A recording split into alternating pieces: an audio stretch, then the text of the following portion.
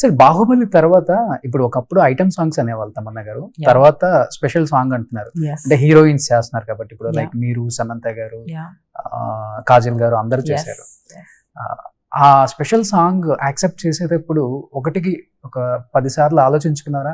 Accept చేద్దామా, Never. No చెప్దామా? Never. I've been doing special songs since when I was like I think 10-12 years ago. నేను దాన్ని ఎప్పుడు అలా నా గేజే వేరు. Like I don't look at it like that. For me dance ఉంటుంది. I love getting ready, looking good, expressing myself through song and dance. So నాకు అది నేను ఎప్పుడు దాన్ని, and I have done lots of songs.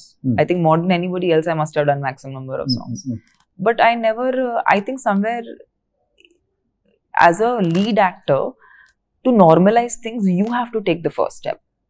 ఎప్పుడైనా మీరే ఆ trial బ్రేజర్ లా మీరే ఉండాలి, because you have to change the path.